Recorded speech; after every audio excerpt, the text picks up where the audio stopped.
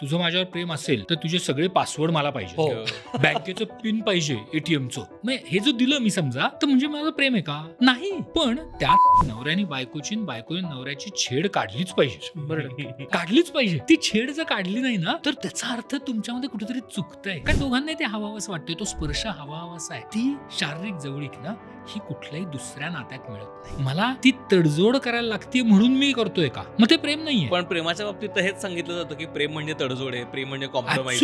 Absolute नाही. ते तू तडजोड जर केलीस तर लग्नासाठीचा प्रपोजल हा एक प्रकार आला आणि त्याच्यासाठी खूप कष्ट घेतात आणि कष्ट इज इक्वल टू किती पैसे खर्च केले, ते किती इंस्टाग्रामेबल दिसलं. प्रेमामध्ये अपेक्षा असायला हव्यात की मागणी असायला हवी? अशी जर कोणाची अपेक्षा असेल ना की माझ्यासारखीच व्यक्तीशी मी लग्न करीन, तर जगात तुमच्यासारखी व्यक्ती नाहीये. तुम्ही युनिक आहात. सो तुम्हाला तुमच्यासारखी व्यक्ती मिळूच शकत नाही आणि ती मिळलीच नाही पाहिजे. कारण ती जर मिळली तर आकर्षणावरती जी नाती बनतात ती आकर्षण संपलं की तुटतात. पॅकेजिंग वरती प्रेम करून फायदा नाही, प्रोडक्ट बघितलं. कॉलेजमध्ये ना बऱ्याच वेळेला जे आपण प्रेम म्हणतो ना की लव्ह ॲट फर्स्ट हा. साईट, हिंदी पिक्चर मध्ये तर अगदी म्हणजे येतं आता पडतात प्रेमात. हो म्हणजे हिंदी फिल्म तशाच असतात ना, येतच आता पडतात. असं हे पडलो. काही रील्स मी बघितले ज्याच्यामध्ये ते म्हणतात आपल्या पार्टनरला रोज आय लव्ह यू म्हणा. I love you. बरं ठीक आहे म्हणा, पण त्याची जर सवय झाली ना तर मग ते गुड मॉर्निंग गुड नाईट तर सारखं काय हे काय कंपल्शन आहे? रोज आय लव्ह यू म्हणा हे. प्रोटोकॉल वाटतो. May I come in sir. SOP प्रेम म्हणजे प्रेम असतं, तुमचं आमचं सेम नसतं. ऍब्सोल्युटली नसतं. आपल्या मनातल्या एकमेकांच्या भावना न बोलता पण कळतात. बऱ्याच वेळेला तुम्ही स्वतःच्या आई वडिलांना बघितलं असेल की आई काहीतरी बोलायच्या आधीच वडिलांना माहिती असतं ती काय बोलणार आहे. हा बदल होतो, हा सहवासाने होतो, पण त्याला वेळ द्यायला लागतो. प्रेम करायचं म्हणजे काय काय पद्धतीनं व्यक्त करतायत. पुरुषांना सेक्स ही एकमेव प्रेमाची लँग्वेज वाटते. नॉन सेक्शुअल लव्ह लँग्वेज किती महत्वाची आणि त्याच्यात काय काय गोष्टी येतात. ठरवून प्रेम करता येतं का? तर माझ्या मते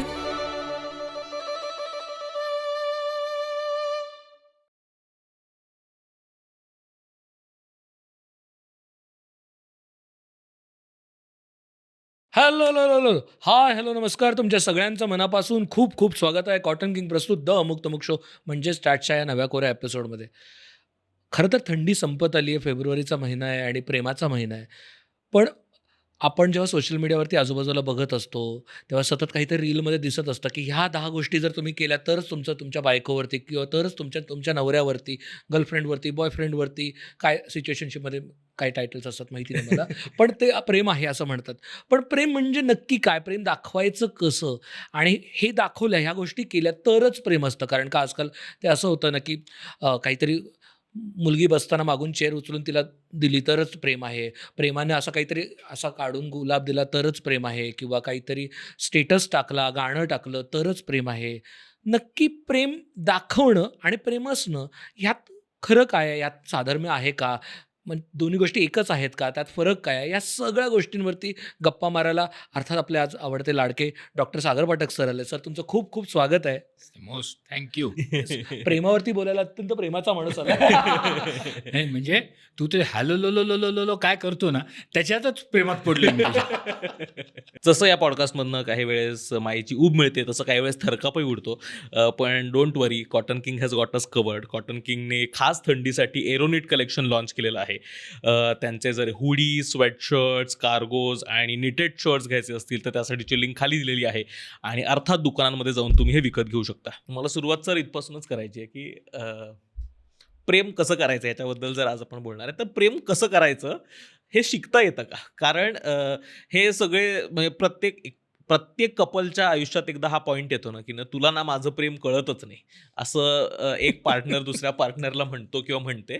आणि मग तू त्यांच्याकडे बघ जरा किंवा तो शार्दूलना बघ कसा त्याच्या बायकोवर प्रेम करतो, किंवा ती तनुजाना बघ त्याच्या नवऱ्यावर कसं प्रेम करते. हे असं कायम आपण कम्पेअर करतो. किंवा बघ ती इंस्टाग्रामवरची इन्फ्लुएन्सर तिच्या नवऱ्यावर कसं प्रेम करते, ते कसं प्रेम दाखवतात. तू जरा शिकून ये. तर खरंच प्रेम करायचं कसं हे आतून येणारी गोष्ट आहे का ती अडॅप्ट करता येते, शिकता येते? खरं तर मला आज तनुजाने सांगितलं शिकून घ्या. म्हणूनच पहिला प्रश्न तो विचारतोय. नाही, तू शार्दूल आणि तनुजाचंच नाव घेतलं तर ओके चालू शकेल. पण तू जेव्हा हा विषय काढला ना तेव्हा सगळ्यात पहिली मला ना भीती काय वाटली सांगतो. प्रेमाबद्दल प्रश्न सगळ्यांना असतात, प्रश्नपत्रिका सगळे सोडवतात, प्रश्न सोपे असतात रे, म्हणजे अवघड नसतात. हो. टेन्शन कशाचं येतं, आपण जी उत्तरं देऊ ना, ती उत्तरं जो परीक्षक चेक करणार आहे त्याच्या उत्तरांशी कधीच मॅच होऊ शकत नाही. कारण प्रेमाच्या प्रश्नांना प्रत्येकाची उत्तरं वेगळी आहेत आणि त्यामुळे भीती ती वाटते की आपण ज्याला प्रेम म्हणतो त्यालाच समोरची व्यक्ती प्रेम म्हणते का. आणि इथे गडबड होते. म्हणजे हा जसा ओंकार म्हणला की प्रेम शिकता येतं का, तर प्रेम शिकता येण्यापेक्षा आपण एकमेकांना शिकवू शकतो का. प्रत्येकाची प्रेमाची भाषा वेगळी आहे. मग मी जसं प्रेम व्यक्त करतो तसंच दुसरी व्यक्ती ते व्यक्त करेल असं नाही. पण इथे तफावत न येता जर एकमेकांना आपण समजू शकलो, एकमेकांशी संवाद साधू शकलो की मला प्रेम म्हणजे काय वाटतं. मगाशी तू म्हणला गुलाब काहीतरी काढून द्यायचा, तर हो ते प्रेम असू शकतं ना रे, का नाही. पण ते प्रेम आहे का नाही हे जोपर्यंत माझ्या पार्टनरला समजत नाही तोवर मी काहीतरी आवाजवी अपेक्षा करणार ना. मग त्या अपेक्षा माझ्या योग्य आहेत का नाही हे शिकायला पाहिजे. त्याचबरोबर माझ्या पार्टनरच्या अपेक्षा काय आहेत हे पण समजून घ्यायला पाहिजे. हे प्रेम शिकता येतं. म्हणजे प्रेम ही डेस्टिनेशन नाही आहे. प्रेम ही एक जर्नी आहे, प्रवास आहे. आणि त्या प्रवासामध्ये आपण प्रत्येक स्टेशनवर काहीतरी शिकत जातो आणि एकमेकांना शिकवत पण जातो. पण जर का आपण बघितलं तर आजकाल काय होतं माहिती का, की माझ्या प्रेमापेक्षा दुसरी व्यक्ती प्रेम कसं करतीये किंवा करतेपेक्षा दाखवतीये याला जास्त महत्व देतो आणि मला काय पाहिजे याच्याकडे लक्ष देत नाही. सो मे बी शार्दूलला वाटत असेल की गुलाबाचं फूल काढलं तर प्रेम आहे, मला नाही, मला तो थिल्लरपणा वाटेल. पण ह्याचा अर्थ तो चूक आहे किंवा मी चूक आहे असं नाही होत. दोन्ही बाजू बरोबर असू शकतील आणि हे शिकायला लागतं. नात्यामध्ये जेव्हा आपण येतो तेव्हा प्रेम म्हणजे काय हे शिकणं हे महत्वाचं आहे आणि काय शिकायचं नाही हे पण समजणं महत्वाचं आहे. मध्ये एक जोडपं माझ्याकडे आलं होतं. त्या दोघांमध्ये जोरदार भांडण झालं होतं. का झालं होतं, ती म्हणली आम्ही जेव्हा कॉफी शॉपमध्ये जातो ना, माझी अशी अपेक्षा असते की त्यांनी माझ्या शेजारी बसावं, मला मिठी मारावी, मला कुठेतरी छोटासा एक किस घ्यावा. तो म्हणला सर असं कसं, म्हणजे पब्लिक लोक आहेत हो तिथे. मग आता हे पब्लिक डिस्प्ले करायचं का नाही हे पण प्रेमाचाच एक प्रकार आहे ना. तिच्या दृष्टीने हो ते प्रेम होतं, त्याच्या दृष्टीने ते म्हणजे बाबा नाही. मग ही गोष्ट दोघांनी शिकायला लागते. कितपत आपण ताणू शकतो, कितपत आपण मागू शकतो हे पण समजायला. मग प्रेम करायचं म्हणजे नेमकं काय करायचं, कारण मग हा प्रश्न पडतो ना की प्रेम करायचं किंवा तू माझ्यावर आधी जितका प्रेम करत होता ना तितका आता करत नाही किंवा तुझं माझ्यावरचं प्रेम कमी झालंय, तर आता प्रेम करायचं म्हणजे नेमकं काय करायचं. हा म्हणजे जेन्युइन प्रामाणिक प्रश्न आहे हा. सी प्रेम म्हणजे काय रे, हा प्रेम म्हणजे काय, तर प्रेम हे काही दाखवता येणारी गोष्ट नाहीये. दाखवणारी गोष्ट नाही. हां, म्हणजे ती भावना आहे असं जेव्हा आपण म्हणतो ना तेव्हा तिथेच प्रेम संपतं. प्रेम माझ्या मते भावना नाहीये. प्रेम जी आहे ना ती एक कृती आहे किंवा आपण स्वतःला लावलेली एक सवय आहे. Love is an action. Yes, okay. आपण जेव्हा बोलतो की माझं तुझ्यावर प्रेम आहे, तर त्या बोलण्याला अर्थ आहे का, तर माझ्या मते शून्य अर्थ आहे. माझं तुझ्यावर प्रेम आहे हे जर मला दाखवता आलं माझ्या कृतीतून, मग त्याला मी प्रेम म्हणू शकतो. मग ती कृती म्हणजे काय, की हो माझ्या पार्टनरला मी समजून घेतोय का, माझ्या ज्या भावना मला व्यक्त करायच्या आहेत त्या मला अगदी निर्धोकपणे व्यक्त करता येतात का. का जेव्हा मी व्यक्त होतोय तेव्हा मला असं वाटतं की अरे हा माझ्याबद्दल काय विचार करेल, हा जज करेल का, हा मला काहीतरी उलटं बोलेल का.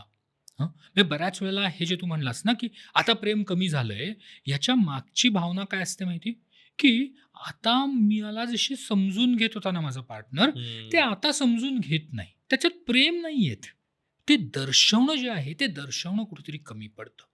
मग बऱ्याच वेळेला एखादा पार्टनर तक्रार करत राहतो आणि दुसऱ्या पार्टनरला काय वाटतं की ती तक्रार आपल्याकडे का करते, तिला ती तक्रार जाणून घ्यायची आहे, समजून घ्यायची आहे, त्याच्यावरती ती का तक्रार निर्माण झाली ते समजायचं आहे आणि त्याच्यावर सोल्युशन पाहिजे. पण बऱ्याच वेळेला नात्यामध्ये ही गरजच नसते. गरज काय असते की मला काहीतरी त्रास झालाय, मला ती माझ्या पार्टनरला व्यक्त करायची बस. मला सल्ला नकोय, मला त्याचं सोल्युशन नकोय, मला कारण नकोय, मला मी कशी सुधरू शकेन वगैरे नकोय रे, नकोय. फक्त सांगायचंय बस. आणि ते नाही झालं ना, की मग दोघांना असं वाटतं की अरे नाही, ते आपलं ऐकत नाही. मग प्रेम कमी आहे. नाही, मग ते बरोबर नाहीये माग. पूर्वी कसं होतं ना आणि आता कसं आहे. तर तसं नाही होत. आपल्याला आपल्या पार्टनरला ऐकायचंय. त्याला गृहीत धरू नका. म्हणजे माझा पार्टनर एखाद्या सिच्युएशनला असाच रिॲक्ट करेल. म्हणजे जर का मी असं वागलो, तर माझ्या पार्टनरची प्रतिक्रिया हीच असणार आहे. असं गृहीत नाही धरायचं. दरवेळेला हे प्रेम इव्हॉल्व्ह होत असतं, बदलत असतं. जसं सिच्युएशन येईल त्यानुसार बदलत असतं. प्रत्येकाची प्रतिक्रिया बदलते आणि ही प्रतिक्रिया जाणून घ्यायची, ती समजून घ्यायची, ती ऐकून घ्यायची, ही तयारी दोघांची पाहिजे. अगदी साधी गोष्ट आहे. म्हणजे माझा रोजचा दिवस कसा गेला, हे जेव्हा मी माझ्या पार्टनरला सांगायचं माझी इच्छा असते, तर त्यावेळेला माझ्या पार्टनरनी हे तू चुकीचं केलं, हे असं करायला पाहिजे होतं किंवा हे असं केलं असतं तर चांगलं झालं असतं, हे मला नकोय. मला फक्त सांगायचंय, मी आज ऑफिसला गेलो ना, तिथं असं झालं, मग तिथे असं झालं, मग बॉसने असं सांगितलं, माझ्या ज्युनियरनी हे केलं, मग आम्ही इथं गेलो होतो. फक्त ऐकायला पाहिजे मला. इथं प्रेम दिसतं. म्हणजे प्रेम हे आपल्या कृतीतून दिसतं. आपण कसं तिथे ती सेफ स्पेस क्रिएट करतोय आपल्या पार्टनरसाठी. आपला पार्टनर सगळं आपल्याला सांगू शकतोय का? विचार न करता. म्हणजे आज मी ना माझ्या ऑफिसमधल्या एका मुलीशी फ्लर्ट केलं. हे मी माझ्या पार्टनरला सांगू शकतो का? इतकी सेफ स्पेस पाहिजे मला. मी चूक नाही काही केलेली. पण येस, प्रत्येकाला वाटतं ना, की कोणाशी तरी चांगलं बोलावं, कोणाला तरी कॉम्प्लिमेंट द्यावी. तर ही मी जर दुसऱ्याला कॉम्प्लिमेंट दिली, फॉर एक्झाम्पल मी आता पुरुष आहे, मी जर का एखाद्या मुलीला सांगितलं, की "हो, तू खूप छान दिसते आज." तर हे मी माझ्या बायकोला जाऊन सांगू शकतो का, की "मला ना ती मुलगी आज खूप चांगली वाटली." ही सेफ स्पेस आहे. तिथं एकमेकांचा विश्वास दिसतो. म्हणजे तिथे माझ्या पार्टनरलाही वाटत नाही, की मी काहीतरी चूक करतोय किंवा मला असं वाटत नाही, की मी ती लपवावी गोष्ट. नाही, लपवता न येणं, ट्रस्ट करणं, त्याच्यानंतर आपल्याच पार्टनरबरोबर आपण एक सेफ स्पेस क्रिएट करणं, याला प्रेम म्हणतात. वाव, खूपच सुंदर. आणि हे प्रेमाची दुनिया जेव्हा बनते, तेव्हा मग ती कायम राहते. पण मगाशी म्हणल्याप्रमाणे ती सेफ स्पेस बदलते. ती इव्हॉल्विंग आहे. दर सिच्युएशननुसार ती बदलत राहते. काल जे आहे तसंच आज नाहीये. आज आहे तसंच उद्या नाहीये. आणि म्हणून प्रेम कॉन्स्टंट राहतं. ज्या आपल्या नॉर्मल इंटरॅक्शन होतात त्या बदलत राहतात. त्यामुळे प्रेम कमी नाही होत, ते वाढतच जातं. तुम्ही तो सर खूप सुंदर शब्द वापरला, सुरक्षितता. मी ज्या व्यक्तीसोबत जगात सगळ्यात जास्त सुरक्षित समजतो त्या व्यक्तीवरती माझं प्रेम आहे किंवा ती प्रेमाची भावना आहे दोघांमध्ये. पण आपल्याकडे ना बऱ्याचदा इन्सिक्युरिटी, पॉझेसिव्हनेस ह्या गोष्टी खूप मला त्या कॉन्ट्रॅडिक्टरी वाटतं. म्हणजे कायम बोलताना असं वाटतं की म्हणजे आता मी अत्यंत पर्सनल गोष्ट आहे पण ती सांगतो की कॉलेजमध्ये असताना ना मला कायम हे सांगितलं जायचं, तू ना असा सेफ व्यक्ती वाटतोस, म्हणजे तुझ्यासोबत काही असं वाटतच नाही, इन्सिक्युरिटीच वाटत नाही, मग त्यामुळे मजा नाही, त्यामुळं तू असा फ्रेंड झोन आहेस, अशा झोनमध्ये ते सांगितलं जायचं. आणि कायम फ्रेंड झोन या कायम हे ऐकलं जातं की जो मुलगा वाटतो की मला माझ्याकडनं लांब जाईल किंवा इन्सिक्युरिटी तयार होते, की एक पॉझिटिव्हनेस आहे, ते प्रेम आहे, असं कुठेतरी अनफॉर्च्युनेटली पॉप कल्चरमधनं असेल किंवा गाण्यांमधनं असेल किंवा ह्या सगळ्या गोष्टींमधनं कुठेतरी दाखवलं गेलं आहे. तर इन्सिक्युरिटी आणि पॉझिटिव्हनेसला प्रेमात कितपत स्थान आहे आणि त्याचं महत्त्व आहे का? आता ना त्याचं एक छोटंसं हे देतो बघा. कॉलेजमध्ये मुलं मुली जातात. हां, तो मुलगा मस्तपैकी आला, त्या मुलीने त्याच्याकडे असं जस्ट बघितलं, त्याला काय वाटतं, हा प्यार हो गया. हां, तो मुलगा असा मस्त बाईकवर वरती वगैरे आला, त्यांनी त्याच्याकडे असं नुसतं बघून गेला की त्या मुलीला वाटतं हा घेतलं. आणि मग त्याच्यातून जे प्रेम होतं ना, त्याला प्रेम नाही म्हणत, ते आकर्षण आहे, अट्रॅक्शन आहे.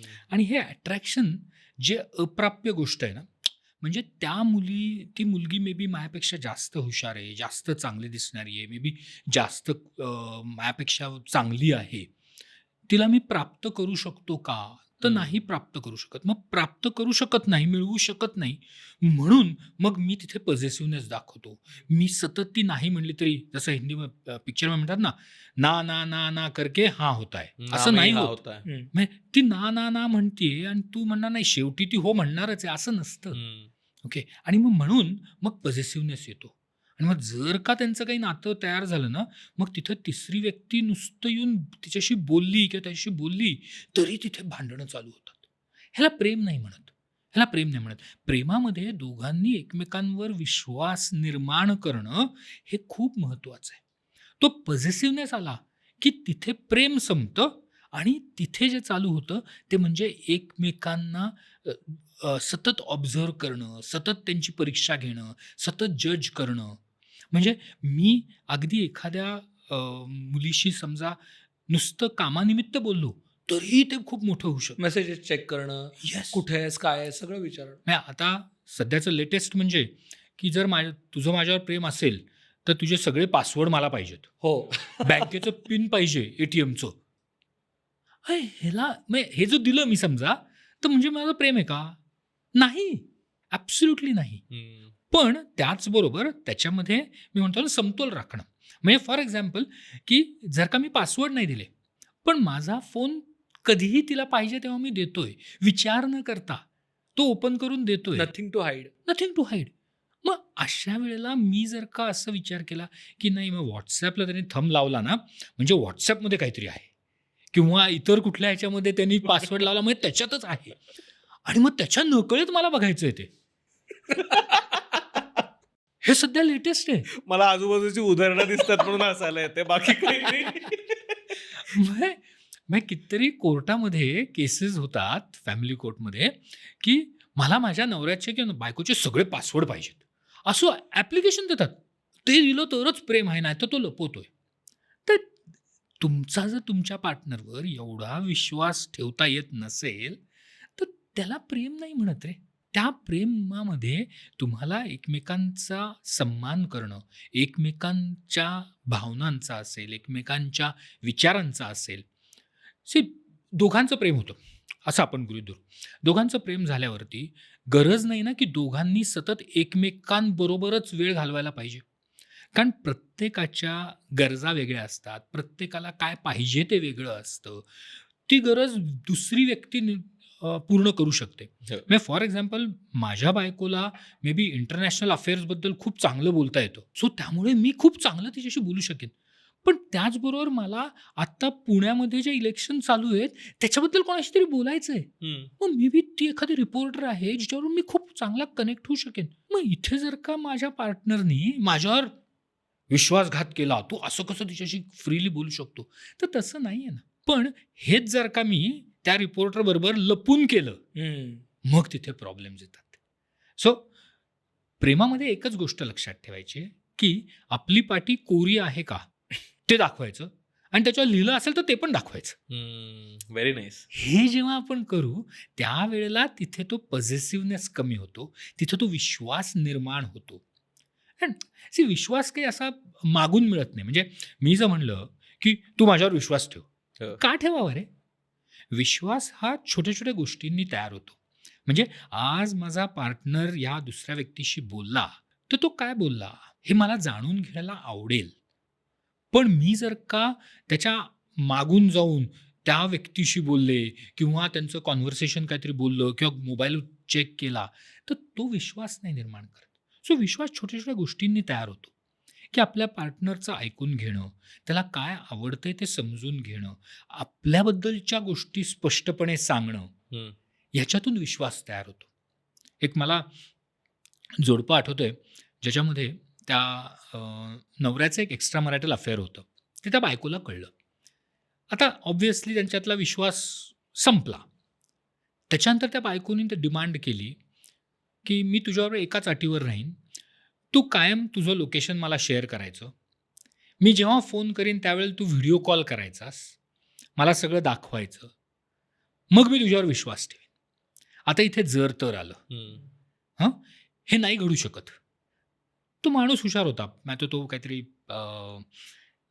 सायंटिस्ट किंवा काहीतरी होता. तो म्हणला ठीक आहे कर की व्हिडिओ कॉल कर. तो बरोबर ॲपमध्ये जाऊन मागची बॅकग्राऊंड बदलायचा. तो असायचा तिसरीकडे, म्हणजे त्याचं अफेअर चालूच राहिलं, तिला वाटलं की आता अफेअर नाहीये, आणि त्यामुळे तिथे विश्वास नसतो. सो तो विश्वास निर्माण करण्यासाठी तुम्ही डिमांड नाही करू शकत. तो विश्वास एकमेकांना देण्यासाठी छोट्या छोट्या गोष्टी करा. आपल्याबद्दलचं सगळं सांगा, त्या व्यक्तीचं जाणून घ्या. ते जाणून घेताना त्याच्यामध्ये किंतु परंतु असं असू शकेल, तसं झालं तर, मग हेच का तेच का. म्हणजे ऑफिसला जाताना माझ्या पार्टनरनी चांगले कपडे घातले, हां म्हणजे काहीतरी आहे, असं जर का आपण शंका घ्यायला लागलो, किंवा आता कॉमनली होतं म्हणजे ऑफिसमध्ये जाऊन डायरेक्ट पार्टनर धडकतो न सांगता. का? हे चुकीचं आहे. सर हे तर अगदी रेग्युलर गोष्टी झाल्या. माझ्या ओळखीत एक खूप अनफॉर्च्युनेट घटना घडली होती. दोघांचं लहानपणामध्ये 10वी-11वीत असल्यापासून प्रेम होतं. दोघांनी लग्न केलं. मुलीला टाईप 1 डायबिटीस होता. तिने आयुष्यात सांगितलं नाही बॉयफ्रेंडला, बापरे. आणि चोरून इन्शुलिन घेत होती. आणि लग्न झाल्यानंतर ते घेता येईना, कारण का सगळं कसं करणार ना, तरी घेत होती. पण ते अर्धवट वेळेत घेतलं गेलं नाही, काही नाही. लिटरली किडनी फेल झाली. तिच्या आईनी किडनी ट्रान्सप्लांटसाठी दिली किडनी अनफॉर्च्युनेटली, आणि शी कुडंट सर्वाईव्ह. फक्त नवऱ्याला सांगायचं नाही की माझ्यात ही कमतरता आहे. टाईप 1 डायबिटीसचं सांगितलं तर तो माझ्याशी लग्न करणार नाही. लहानपणीचं प्रेम बरं का. हा ट्रस्ट नसल्यामुळं मला असं प्रश्न पडला की हे प्रेम कसं, म्हणजे मला जेन्युनली, आपण आता ट्रस्टबद्दलच बोलतोय, तर हा एवढा मोठा तुमच्यातल्या कमतरता तुम्ही तुमच्या पार्टनरला सांगू शकत नसाल, तर हे प्रेम कसं काय? Because I have to accept the whole person, right? See ती एक भीती आहे. सी त्या व्यक्तीचं खरंच प्रेम होतं का, तर नाही, ती सवय लागली होती की चाइल्डहूडपासून मित्र आहेत, आपलं लग्न होणारच आहे, समाजाने ठरवलंच आहे की आपलं लग्न करायचं. मग आता जर का मी काहीतरी सांगितलं आणि नाही झालं, तर त्याच्यामध्ये अर्थ की माझ्यामध्ये कमतरता आहे. मग त्याच्याऐवजी मग मी त्याला प्रेम म्हणून ॲझ्युम करायचं, गोष्टी लपवायच्या आणि अडचणींना सामना करायचा. पण जर का आपल्याला आपल्या पार्टनरवरती प्रेम असेल, तर तुम्हाला ती भीती न बाळगता की काय होईल, ते रिलेशन चालू होईल. म्हणजे मला आठवतं, एक जोडपं होतं, त्या मुलीला जन्मतः योनिमार्ग नव्हता, तिला संबंधच ठेवता येत नव्हते. पण लग्ना अगोदर तिने त्याला सांगितलं आणि त्यांनी तिच्याशी तरीही लग्न केलं. त्यांनी नंतर एक मुलगी अडॉप्ट केली, वगैरे वगैरे वगैरे. पण हे किती जणांना सांगता आलं असतं रे? लपवूनच ठेवण्याकडे कल असतो. मग त्याच्याऐवजी जर का तुम्ही अगोदर सांगितलं, हो. ते व्यवस्थितपणे सांगितलं की ठीक आहे, आता जसं म्हणलं टाईप 1 डायबिटीस मॅनेजेबल आहे रे. ते कितीतरी क्रिकेटर्स आहेत जे क्रिकेट खेळतात, फुटबॉल खेळतात, मग त्यांना जर मॅनेज करता येतं तर तुमचं लग्न तर जमू शकतं. माझ्याकडे कितीतरी असे HIV डिस्कॉर्डंट कपल म्हणतो आम्ही, म्हणजे एक पार्टनरला HIV आहे आणि दुसऱ्याला नाही आहे, अशा लोकांनी लग्न केलेली आहेत, त्यांना मुलं पण झाली आहेत. मग ह्या सगळ्या ह्याच्यामध्ये तुम्ही आपल्या पार्टनरला विश्वासात घेऊन आपल्याबद्दल सांगणं, आणि मगाशी जसं म्हणलं ना की ती सेफ स्पेस आहे. मग ह्याच्यामध्ये आपण नुसतं शारीरिक आजार नाही, तर आपण इमोशनली नेकेड होतोय का, मग भावनिकदृष्ट्या आपण जर सगळं काही ओकू शकलो तरच त्याला प्रेम म्हणू शकतो असं मला वाटतं. आणि जेव्हा मी माझ्या सगळ्यात मोठ्या भीती, सगळ्यात मोठे फेल्युअर, सगळ्यात मोठ्या चुका मी माझ्या पार्टनरला सांगू शकतो, त्यावेळेलाच ते प्रेम होतं. खोटा स्टेटस दाखवणं, श्रीमंतीचा, म्हणजे जनरली कॉलेजमध्ये असं होतं ना की हो. तुम्ही श्रीमंत आहात किंवा तुम्ही खूप भारी आहात हे दाखवण्याचा प्रयत्न केला जातो. इट्स फार्स. एक कॉलेजमधली श्रीमंती कसली असते रे? म्हणजे ती आईबापांनी कमवलेली गोष्ट आहे, हो. तू त्याच्यावर लेखाच्या नागोबासारखा बसलाय, ती श्रीमंतीच नाही ना रे. म्हणजे कॉलेजमध्ये ना बऱ्याच वेळेला जे आपण प्रेम म्हणतो ना, किंवा बऱ्याच वेळेला आपल्या मनात येतं की लव्ह ॲट फर्स्ट साईट हा. वगैरे, हे म्हणजे अगदी कॉलेजमध्ये किंवा हिंदी पिक्चरमध्ये तर अगदी, म्हणजे अगदी शाहरुख खानचे पिक्चर म्हणले, हो, हो. पहिली नजर में देखा तो प्यार हो गया. ते येतं आता पडतात प्रेमात. हो हो, म्हणजे हिंदी फिल्म तशाच असतात ना, येतच आता पडतात, असं हे पडलो. सिग्नलला गाडी आडवी टाकली की प्रेम झालं. सो हे प्रेम नाहीये, हे जे आहे ना, हे आकर्षण आहे. It's attraction. आकर्षण लगेच होऊ शकतं, कोणावरही होऊ शकतं, कशावरही होऊ शकतं, कुठल्याही छोट्या गोष्टीवर होऊ शकतं. म्हणजे एखाद्याने चांगला शर्ट घातला, अरे वाव ब्युटिफुल, पण ते प्रेम नाहीये. त्याला आपण गल्लत करून घेतो की मला ती व्यक्ती दिसायला चांगली दिसली किंवा बाह्यरूप चांगलं दिसलं, तू म्हणला असा खूप पैसेवाला आहे म्हणून मला प्रेम झालं. ते प्रेम नाहीये, ते आकर्षण आहे. ते आकर्षण हे फक्त बाह्य रूपाला आहे. त्या आकर्षणाचं प्रेमात रूपांतर व्हायला त्याला वेळ जायलाच लागतो, तो वेळ द्यायलाच लागतो, जेणेकरून ती व्यक्ती काय आहे हे आपल्याला समजतं. ती व्यक्ती काय आहे हे समजल्याशिवाय प्रेम नाही बनत. आणि आकर्षणावरती जी नाती बनतात ती आकर्षण संपलं की तुटतात. पॅकेजिंगवरती प्रेम करून फायदा नाही. प्रोडक्ट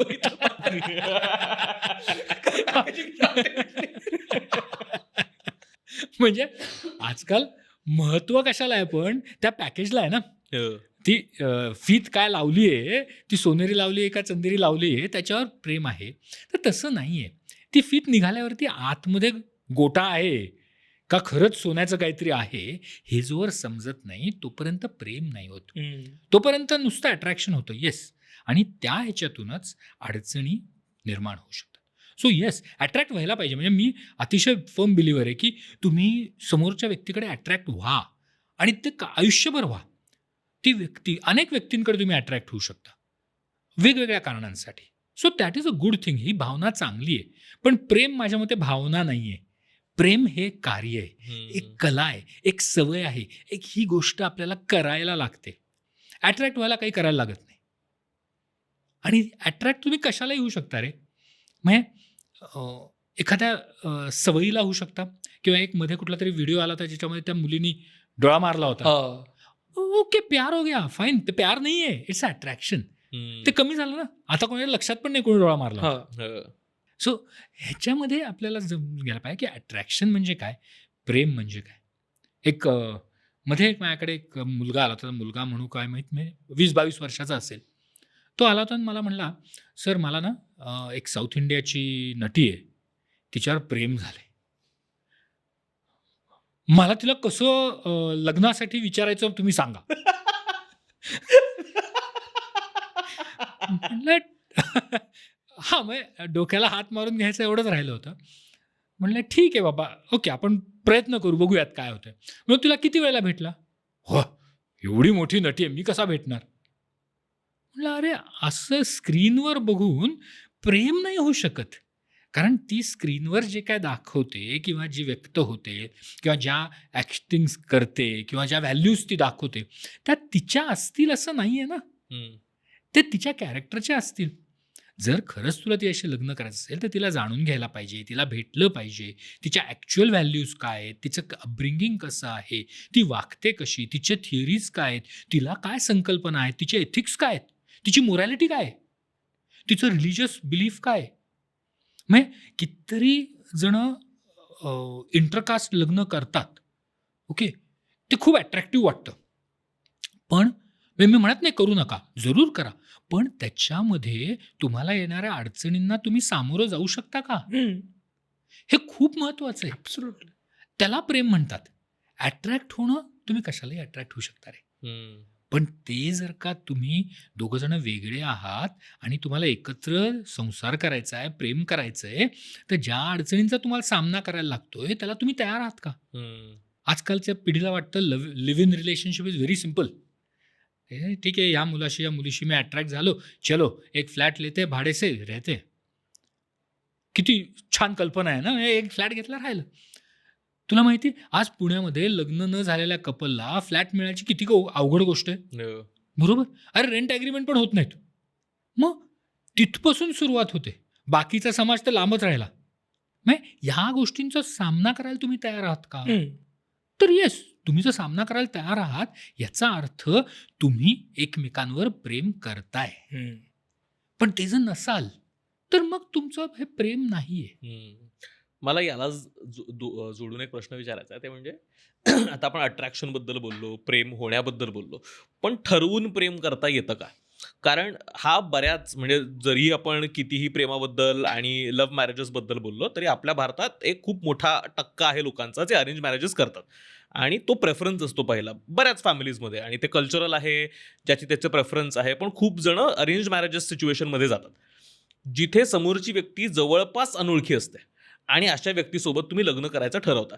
त्याच्या आधी सुद्धा किती वेळा भेटणं होतं, मग ते तुमच्या फॅमिलीज किती अलाव करतात, तुम्ही दोघं एका शहरात आहात का, या वेगवेगळ्या व्हेरिएबल्सवरती त्या गोष्टी ठरतात की तुमचं लग्नाच्या आधीपर्यंत किती ॲक्च्युअल बोलणं झालंय, किती वेळा तुम्ही भेटला आहात, काय जे वाटतं ते एक्सचेंज केलं आहे का. मग आता जर मला माहिती आहे की मला ही व्यक्ती दिलेली आहे आयुष्यभरासाठी, कारण आपण लग्न तर आयुष्यभरासाठी करतो, मग अशा वेळेस ठरवून प्रेम करता येतं का? क्या बात आहे. यक्ष प्रश्न विचारलेला आहेस. नाही सी एक लक्षात घे, जेव्हा अरेंज मॅरेज होतं ना, तर अरेंज मॅरेज अशा दोन व्यक्तींमध्ये होतं की जे दोघं जण त्या लग्नामध्ये त्या नात्यामध्ये आयुष्यभर राहण्यासाठी तयार आहेत. भले त्यांना माहीत नाही आहे की आपण एकत्र राहणार आहे का, आपल्याला एकमेकांना आवडेल का, पण त्यांनी तयारी तर दर्शवली आहे की एका अनोळखी व्यक्तीबरोबर मी ॲडजस्ट करायला, मी लग्नामध्ये नात्यामध्ये जायला तयार आहे. ही पहिली पायरी आहे. बरोबर. सो कुठलंही नातं तयार व्हायला दोघंही तयार पाहिजेत. सो अरेंज मॅरेजमध्ये ती पायरी लग्नाने ठरते, एवढंच. त्याही तयारी जर असेल तर मग आपण आपल्या पार्टनरला समजून घ्यायचा प्रयत्न करायला लागतो. दोन्ही अनोळखी आहेत पण दोघंही तयार आहेत. मला बघायचं आहे माझा पार्टनर कसा वागतो, कसा बोलतो, कसं लोकांशी इंटरॅक्ट करतो, त्याची बौद्धिक क्षमता काय आहे, त्याची शैक्षणिक हे काय आहे, हे मी हळूहळू जाणून घ्यायला लागतो. लगेच विश्वास ठेवता येईल का? नक्कीच नाही. अरेंज मॅरेजमध्ये आपल्याला वेळ द्यायलाच लागतो. असं नाही होत की आज लग्न झालं म्हणून त्यांनी आयुष्यभरासाठी लग्न टिकणार आहे, ते नाही. तिथे उलट कष्ट चालू करायची ती विधी आहे. म्हणून लग्न ही विधी झाली कशासाठी? त्या दोघांनी एकमेकांना समजून घेण्यासाठी. यू विल बी सरप्राईज, लग्न अरेंज मॅरेजच्या किंवा कुठल्याही लग्नाच्या पहिल्या वर्षामध्ये सगळ्यात जास्त डायव्होर्स होतात. का? कारण त्या स्टेजला तुम्ही एकमेकांना जाणून घेत असता, एकमेकांना समजून घेत असता, एकमेकांच्या चांगल्या वाईट सवयी समजून त्या आपल्याला ॲडजस्ट होतील का बघत असता, एकमेकांना तोलून माखून सगळं बघत असता.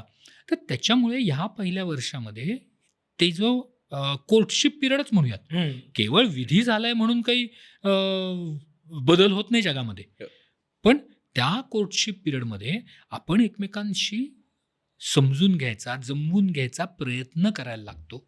आणि हा प्रयत्न जास्त महत्त्वाचा. येस. आणि त्याच्याचमुळे अरेंज मॅरेज ही लव्ह मॅरेजपेक्षा का टिकतात इज की दोघंही तिथे तयार असतात आपलं पण विसरून दुसऱ्याला आपल्यामध्ये सामावून घ्यायला. आणि ती तयारी नाही केली की नातं तुटतं. त्याच्यामुळे अरेंज मॅरेज जरी असलं तरी देखील एकमेकांशी तुम्ही संवाद साधणं, एकमेकांना आपल्या गोष्टी शेअर करणं. आणि कितीतरी वेळेला होतं काय की अरेंज मॅरेजमध्ये सुरुवातीला फार भेटणं होत नाही, फार डायलॉग होत नाहीत. भेटलं तरी सगळ्या एक्सटेंडेड फॅमिलीबरोबर भेटलं जातं. त्यामुळे एकमेकांबद्दल जाणून घ्यायच्या खूप गोष्टी असतात रे. 20, 25, 30व्या वर्षी तुम्ही लग्न करताय, त्या 25 वर्षाचं एकमेकांशी शेअर करायचंय. बरोबर. मग ते शेअर करताना ते एकदम तर नाही शेअर करतायत ना, मग हळूहळू आपण जाणून घेतो. मग ते शरीर जाणून घ्यायला लागतं, मनं जाणून घ्यायला लागतात, लोक जाणून घ्यायला लागतात, वागणूक जाणून घ्यायला लागते, स्वप्न जागून घ्यायला लागतात, गोल्स काय आहेत ते जाणून घ्यायला लागतं. हे कुठला नट आणि नटी आवडतं हे तर फार फालतू आणि क्षुल्लक गोष्ट आहे. छोट्या छोट्या गोष्टी असतात. फीस टॉवर वेगळा असतो हे मला नंतर कळलं. म्हणजे लव्ह मॅरेज असून आणि ते तनुजाला झालं की तू एकच टॉवेल वापरतो म्हणलं असं. म्हणजे आय अंडरस्टँड. छोट्या छोट्या गोष्टी पण तुम्हाला नंतर कळतात ज्या माहितीच नसतात आधी. व्हेरी फ्रँक, आता एक मुलगा अमेरिकेला गेला शिकायला. तो जाताना तो फक्त अंग पुसायचा टॉवेल घेऊन गेला. त्याची आई त्याला म्हणली की अरे फेस टॉवेल घेऊन जा, एक डायनिंग टेबलसाठी घेऊन जा, एक प्लेट पुसायला घेऊन जा. हे कशाला लागतंय, इकडे पास आहे टॉवेल. आता तिथे 4 महिने राहिल्यावर त्याला कळलं अरे आपल्याला ना 4 टॉवेल लागतात बरं का. सो ही सवय जी आहे ना, ही सवय जाणून घ्यायची असते. त्या सवयी जाणून घ्यायला, त्या आपल्या गोल्स काय ते जाणून घ्यायला, आपल्याला काय आयुष्यातून पाहिजे हे जाणून घ्यायला. प्रत्येकाचे स्वप्न वेगळी असतात. आणि अशी जर कोणाची अपेक्षा असेल ना की माझ्यासारखीच व्यक्तीशी मी लग्न करीन, तर जगात तुमच्यासारखी व्यक्ती नाहीये. तुम्ही युनिक आहात. सो तुम्हाला तुमच्यासारखी व्यक्ती मिळूच शकत नाहीये आणि ती मिळलीच नाही पाहिजे. कारण ती जर मिळली तर ह्याचा अर्थ तुम्ही स्वतःशीच लग्न केलंय. सो ते होत नाही ना. तुम्हाला तुमच्यासारखी दुसरी व्यक्ती मिळेल पण तरी देखील पूर्ण सेम मिळणार नाही. आणि मुळात आपणच आपल्याला आवडतो हे माहिती नाही, आपण भेटलो नाही आपल्यासारख्या व्यक्तीला. बाहेरून येऊन अवघड आहे. आणि माझ्यासारखं जर तसंच भांडायला लागलं माझ्याशी कोणी तर मला माहित नाही मला सहन होईल का.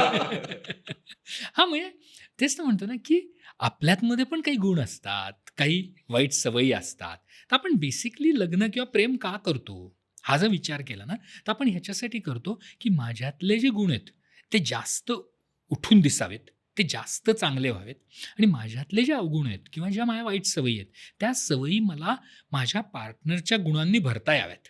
याच्यासाठी म्हणजे माझी वैयक्तिक प्रगती व्हावी, माझ्या पार्टनरची वैयक्तिक प्रगती व्हावी आणि त्याच्यासाठी आपण प्रेम करतो. प्रेम इतर कुठल्या गोष्टीसाठी करत नाही. आणि त्याच्यासाठी मला असा पार्टनर पाहिजे की जो मला सगळ्या बाबतीत स्वीकारेल. म्हणजे माझे चांगले तर पाहिजेच पण माझे वाईट गोष्टी पण माझ्या पार्टनरने स्वीकारायला पाहिजे. पण हे एकतर्फी नाही पाहिजे. म्हणजे माझ्या वाईट गोष्टी स्वीकारायच्या पण तुझ्या वाईट गोष्टी मी नाही स्वीकारणार. हे दोघांकडून पाहिजे. It's a 2 way street. तू आता लव्ह मॅरेजचा विषय काढला तर लव्ह मॅरेजमध्ये आपण म्हणतो की कोर्टशिप पिरियड असतो, खूप एकमेकांना जाणून घेतात. पण अरे त्या लव्ह मॅरेजमध्ये त्या कोर्टशिप पिरियडमध्ये तुम्ही दोघांना आपली चांगलीच बाजू दाखवता. रे वाईट बाजू दाखवता कुठे? तर तू म्हणला एकच टॉवेल वापरतो, हो ते दिसतच नाही ना. सो त्यामुळे प्रेमामध्ये दोघांनी आपली चांगल्या आणि वाईट गुणांसकट एकमेकांना स्वीकार करणं आणि ते स्वीकारून मग पुढे जाणं. आता हे करताना एखादा पार्टनर काय करतो माहिती की नाही हे गुण तुझ्यातले वाईट आहेत ते बदलायलाच पाहिजेत म्हणून जबरदस्ती करतो. हे बदलणार आहेत पण ताबडतोब तात्काळ आत्ता नाही बदलणार. त्याला काही काळ जायला लागतो. म्हणजे जर का आपण बघितलं ना की 5 वर्ष 10 वर्ष 15 वर्षांनी एखादं जोडपं जर का प्रेमात असेल तर 10-15 वर्षांनी त्या जोडप्याला आपल्या मनातल्या एकमेकांच्या भावना न बोलता पण कळतात. म्हणजे बऱ्याच वेळेला तुम्ही स्वतःच्याच आईवडिलांना बघितलं असेल की आई काहीतरी बोलायच्या आधीच वडिलांना माहिती असतं ती काय बोलणार आहे. ते हे होतो. हा बदल होतो. हा सहवासाने होतो. हा एकमेकांना जाणून घेतल्यामुळे होतो. पण त्याला वेळ द्यायला लागतो. सो प्रत्येक नात्याला वेळ देणं महत्त्वाचं आहे. मग ते अरेंज मॅरेज असो, लव्ह मॅरेज असो, जबरदस्तीने असो, कशानेही असो. मला त्यालाच पुढे नेत एक प्रश्न विचारायचा की आता आपण अपेक्षांबद्दल बोललो, एक्सपेक्टेशन समोरच्या. तर प्रेमामध्ये अपेक्षा असायला हव्यात की मागणी असायला हवी, म्हणजे डिमांड असायला हवी? म्हणजे एक्सपेक्टेशन हवी की डिमांड असायला हवी? कारण आपण हे आत्ता, आणि हा प्रश्न खरं तर या स्पेसमधनं येतोय की आता आपण खूप इंस्टाग्रामवरती व्यक्त होणारे कपल्स बघतो आणि मग ते काय करतात तर नाही माझ्या वाढदिवसाला एवढा मोठा केक आणला, माझ्या सगळ्या शाळेतल्या मित्रमैत्रिणींना बोलवलं, एक मोठा एअरबीएनबी विला बुक केला आणि तिकडे सगळ्यांना पार्टी दिली. वर्ल्ड्स बेस्ट हबी. वर्ल्ड्स बेस्ट हबी. हां, लग्नाच्या दुसऱ्या दिवशीच ठरतं ते. पण हे असं एक काहीतरी आपण बघतो. किंवा मग कसं तर ते दोघे मिळून एकमेकांना पत्र लिहितात. मला माहित नाही ते खरं लिहितात का नाही, पण इंस्टाग्रामवरती तरी दिसतात ते दोघे एकमेकांना पत्र लिहितात आणि मग ते बघून तू माझ्यासाठी हे काहीच करत नाही किंवा आपण तसं काही करत नाही. म्हणजे आपण कदाचित आपल्या आयुष्यात व्यवस्थित आहोत, आपला आपला व्यवस्थित दिवस मॅनेज होतो आहे, संध्याकाळी आल्यानंतर एकत्र बसणं, चहा पिणं होतंय, कधीतरी आठवड्यातनं 2 आठवड्यातनं बाहेर जाणं होतंय, हे सगळं होतंय, पण इंस्टाग्रामनुसार होत नाहीये. तर आपण या गोष्टींची अपेक्षा करू शकतो की मागणी करू शकतो? क्या बात सगळ्यात पहिलं ना मला जे वाटतं ना की प्रेम हा दिखावा नाही आहे. प्रेम आपल्याला आतून जाणलं पाहिजे. सो मी माझ्या पार्टनरसाठी काय करतो हे माझ्या पार्टनरला समजायला पाहिजे. रे दुनियाला समजून उपयोग नाही आहे. सो त्यामुळे मी इन्स्टावरती रील केलं आणि ह्याचा अर्थ माझं जास्त प्रेम आहे आणि फेसबुकवर केलं तर कमी आहे. असं नाही आहे, असं नाही आहे. तर मी जे काय प्रेमाच्या गोष्टी करतोय या माझ्या पार्टनरला समजतायत का? माझ्या पार्टनरला ते जाणतंय का? ते जर का जाणून घेत असेल तर त्याला प्रेम म्हणतात. म्हणजे मी माझ्या पार्टनरशी प्रेमाच्या काही गोष्टी केल्या, बोललो किंवा जसं तू म्हणला की केक आणला, तर फाईन. ते मी माझ्या पार्टनरसाठी आणला, त्या पार्टनरला ते समजलं तर दॅट इज गुड. त्याच्यासाठी मी इन्स्टावर सांगून की अरे आज ना मी माझ्या बायकोसाठी केक आणला, काय भारी गोष्ट केली, नाही, गरज नाही आहे. सो आपण दरवेळेला कन्झ्युमर गोष्टी करण्याची गरज आहे असं मला वाटत नाही. प्रेमामध्ये छोट्या छोट्या गोष्टी जास्त मॅटर करतात, ना की मोठ्या गोष्टी. म्हणजे जसं आत्ता तुम्ही म्हटलं की एअरबीएनबीचा विला बुक केला आणि एवढ्या जणांना बोलवलं आणि एवढी मोठी पार्टी केली, फाईन, कधीतरी होऊ शकेल, पण ती गोष्ट दरवेळेला करायची गरज नाही आहे. त्याच्याऐवजी आपल्या पार्टनरला वेळ देणं हे माझ्या मते जास्त महत्त्वाचं आहे. आपल्या पार्टनरशी बोलणं, संवाद साधणं हे जास्त महत्त्वाचं आहे. म्हणजे बऱ्याच वेळेला तक्रार असते की माझा पार्टनर खूप कामात बिझी असतो, त्याला वेळ नसतो. फाईन, काम करायलाच पाहिजे, मी म्हणत नाही काम करायला नाही पाहिजे. पण जेव्हा तुम्ही काम करत असता किंवा काम झाल्यावर घरी येता त्यावेळेला आपल्या पार्टनरला अपेक्षित नसताना एक मिठी मारणं हे देखील प्रेमाचं एक व्यक्तीकरण आहे. घाईघाईमध्ये आपण जातोय, बाहेर पळतोय, आपला पार्टनर म्हणतो नाही तू खाऊन जा, नाही आहे वेळ, खरं ठीक आहे, नाही जमलं खायला, पण त्यावेळेला आपल्या पार्टनरला फक्त मिठीत घेऊन सांगणं की नाही आता खरंच उशीर झालाय, जाऊ का मी, हे फक्त विचारणं आहे. तो ऐकणारे पार्टनर, पण हे व्यक्त होणं ह्याला प्रेम म्हणतात. हा जो छोट्या छोट्या जेस्चर्सनी जी गोष्ट होते ना ती मोठ्या लॅविश डिनर्सनी पण होत नाही. म्हणजे मला कुठं स्वित्झर्लंडला माझ्या पार्टनरला घेऊन जाऊन मला पार्टी करून तिथं प्रेम व्यक्त होत नाही.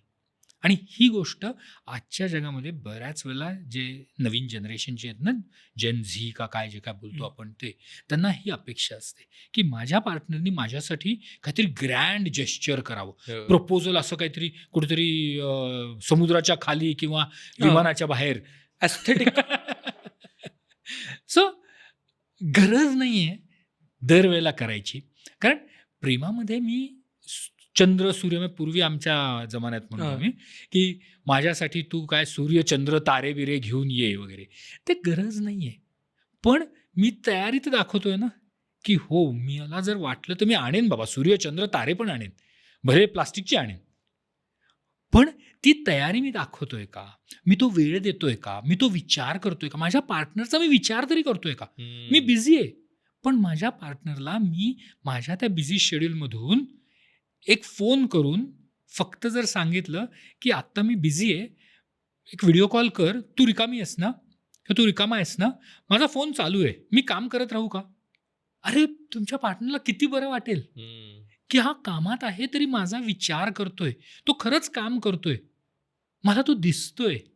फाईन, ह्याचं काय की माझ्या डोक्यामध्ये माझ्या पार्टनरबद्दल विचार आहेत आणि हे विचार असणं हेच सुंदर आहे. ही भावनिक जी अटॅचमेंट आहे ना, ही भावनिक अटॅचमेंट निर्माण करणं गरजेचं आहे. त्याच्यासाठी ग्रँड जेस्चर्स करायची गरज नाही. Right. नाही तर मग ते त्या कुठल्या मूवीमध्ये मला आठवत नाही नाव, तो दरवेळेला त्या सिग्नलला एक हवेचा फुगा घेऊन द्यायचा त्याच्या गर्लफ्रेंडला. ती गरज नाही आहे ते दाखवायची की मी फुगा दिला म्हणजे प्रेम आहे असं नाही आहे. तिथे उपस्थित आहे का. नाही, काही रील्स मी बघितलेत ज्याच्यामध्ये ते म्हणतात आपल्या पार्टनरला रोज आय लव्ह यू म्हणा. हां. बरं ठीक आहे म्हणा, पण त्याची जर सवय झाली ना तर मग ते गुड मॉर्निंग गुड नाईट सारखंच होईल ना. कंपल्सन सारखं काय, हे काय कंपल्सन आहे, रोज आय लव्ह यू म्हणा, हे प्रोटोकॉल वाटतो. May I come in sir. SOP, SOP. Standard operating procedure, की सकाळी ऑफिसमध्ये जाताना आय लव्ह यू म्हणायचं, दुपारी 12 वाजता एक फोन करायचा आय लव्ह यू म्हणायचो, संध्याकाळी आल्यावरती मिठीत मारून आय लव्ह यू. हे कधीतरी बरं वाटेल रे. रोजच्या रोज झाल्यावरती त्याच्यातला जो ओलावा आहे तो ओलावा कमी होईल. मग त्याच्याऐवजी जर का एखादं काहीतरी सरप्राईज दिलं तर त्याच्यामध्ये आपण आपल्या पार्टनरचा विचार करतोय, आपला पार्टनर आपल्यासाठी किती महत्वाचा आहे हे दाखवतोय आपण. जसं तू म्हणला ना की मी रोज ऑफिसला जातोय, घरी येतोय, मी बाकी काही करत नाही म्हणजे प्रेम आहे. नाही, म्हणजे प्रेम नाहीये. कदाचित असेलही, पण ते मला समजत नाहीये ना. सांगितलं पण पाहिजे. येस. सो माझं प्रेम आहे पेक्षा माझं प्रेम तुला समजतंय का हे मला दाखवायचंय. आणि हे दर्शवणं महत्वाचं आहे, हे टप्प्याटप्प्यावर दर्शवणं महत्वाचं आहे. बरेच पुरुष म्हणतात लग्ना अगोदर ना माझी बायको खूप छान नटायची, थटायची, हो. मी घरी आल्यावरती ती चांगले कपडे घालून वगैरे असायची. आता ना मुलगा झाल्यानंतर काहीच नाही बघा, जावंसंच वाटत नाही घरी. तर ह्याच्या मागे तिचे कपडे का बदललेत हे विचार करायला पाहिजे की अशा याच्यामुळे बदललेत, कारण ती जेव्हा नटून थटून येते तेव्हा तुम्ही तिला कॉम्प्लिमेंट देत नाहीये, तुम्ही तिच्याकडे ढुंकूनच बघत नाही. अरे हे तर काय ठीक आहे, आप भी घर की मुर्गी डाल बराबर, अशा हेतूने तुम्ही तिच्याशी वागताय का? त्याच्यामुळे तिचा इंटरेस्ट तुमच्यातला कमी झालाय का? हा विचार स्वतःचा करायचा. आपण सायकोलॉजीमध्ये एक गोष्ट आहे की आपण कधीही दुसऱ्याला बदलू शकत नाही, आपण बदलू स्वतःला शकतो. सो आपल्यामध्ये इंट्रोस्पेक्शन करा, आपल्या स्वभावामध्ये काय बदल करता येईल ते करा, आणि मग तो जेव्हा आपण बदल करू ना तेव्हा आपोआप आपण ते प्रेम व्यक्त करायला लागू. त्याच्यासाठी आपल्याला बोलायची गरज नाही. कोणी इंट्रोवर्ट आहे, मला बोलता येत नाही, नको बोलू रे बाबा. पण आपल्या हावभावातून, आपल्या देहबोलीतून, बॉडी लँग्वेजमधून आपण सांगू शकतो की खरंच मला तुझी काळजी आहे. आणि त्याच्यासाठी मोठी गोष्ट घडायची गरज नाही आहे. म्हणजे अगदी छोटी गोष्ट आहे रे, की बायको किचनमध्ये स्वयंपाक करतीये, तिथे जाऊन उगाचच घुटमळणं हे पण प्रेम होऊ शकतं. ॲब्सोल्युटली. उगाचच घुटमळणं, काही काम नाही आहे, नुसता घुटमळतोय तो माणूस. किंवा ऑफिसचं काम घरी करतं, आजकाल खूप जण वर्क फ्रॉम होम करतायत, त्यावेळेला एक पार्टनर काम करतोय, दुसरा पार्टनर नुसता त्या ह्याच्यावरून बसलाय, तो काम करतोय पण बसलाय. ती जवळीक जी आहे ना, ती जवळीक प्रेम आहे. त्याच्यासाठी दरवेळेला काही सेक्शुअल ॲक्टिव्हिटीज करायला पाहिजे अशी गरज नाही आहे. ती जवळीक महत्त्वाची आहे आणि त्याच्यातून तुमचं प्रेम व्यक्त होतं. राईट. आणि ते करत राहायला पाहिजे. म्हणजे वर्षभरापूर्वी बसलो होतो ना जवळ, असं नाही आहे.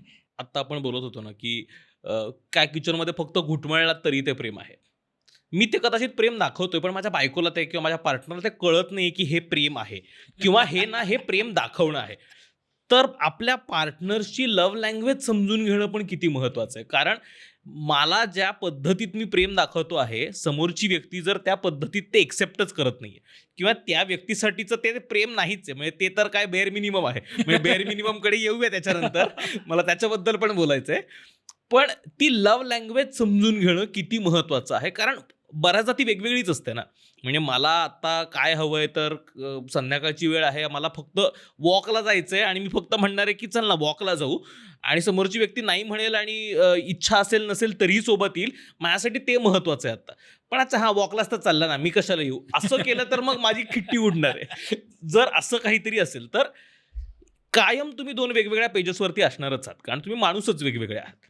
अशा वेळेस एका पेजवरती येण्यासाठी दोघांना एकमेकांची लव्ह लँग्वेज समजून घेणं महत्वाचं आहे. आणि ते कसं करायचं, मग त्यात नेगोसिएशन्स करायचे असतात का? मग मी तुझ्यासाठी आज एकदा गोष्ट ही केली, मग तू माझ्यासाठी कधीच करत नाही, मग रोज पहिला मीच फोन करतो, हे जे मीच इनिशिएट करतो, मीच काय नाही, मीच का? प्रत्येकाला वाटतं ना की नात्यामध्ये मीच सगळं करतोय, समोरची व्यक्ती करतच नाहीये. ह्याच्यामध्ये ना मी नेहमी जो म्हणतो ना की मीच सगळं करतोय, ओके फाईन, तूच करतोय, पण ती गोष्ट समोरच्या माणसाला समजतीये का हे समजून द्यायची जबाबदारी तुझी. असं नाही आहे की 50% काम ह्यानी करायचं आणि 50% काम ह्यानी करायचं, किंवा 50% ह्या पार्टनरचं ऐकायचं आणि 50% ह्या पार्टनरचं ऐकायचं. ही काही पार्टनरशिप नाही आहे, हे प्रेम आहे. सो त्याच्यामध्ये सगळ्यात महत्त्वाचं म्हणजे तुम्हाला दोघांना काय जॉईंटली आवडतं हे समजून घ्या. एखाद्याला वॉकला जायला आवडतं, एखाद्याला घरी बसून टी व्ही बघायला आवडतो, फेअर इनफ. प्रत्येकाला दरवेळेला तीच गोष्ट करायला पाहिजे असं नाही आहे. पण आपण जर का आपल्या पार्टनरबरोबर, तू मगाशी म्हणला की वॉकला जाणार आहे, मी कशाला येऊ, पण त्याच्याऐवजी आपण जर का वॉकला गेलो तर त्याने आपलं काही नुकसान होणार आहे का, हा विचार पहिला करायला पाहिजे. दुसरं, जबरदस्तीने वॉकला गेलो तर ते नाही चालू शकत. सो जर आपण आपल्या पार्टनरच्या आवडीची गोष्ट करणार आहे, त्याच्यामध्ये आपला ॲक्च्युअल इंटरेस्ट दिसतोय का जबरदस्तीने करायला लागतोय. तडजोड चांगली नाही, कुठल्याही नात्यात तडजोड चांगली नाही. मला ती तडजोड करायला लागते म्हणून मी करतोय का, मग ते प्रेम नाही आहे. पण प्रेमाच्या बाबतीत हेच सांगितलं जातं की प्रेम म्हणजे तडजोड आहे, प्रेम म्हणजे कॉम्प्रोमाइज. ॲब्सोल्यूट नाही. ते तू तडजोड जर केलीस तर तू ती गोष्ट तुझ्या इच्छेच्या विरुद्ध करणार आहे ना. मग इच्छेच्या विरुद्ध केलेली गोष्ट ही प्रेम कशी असू शकते?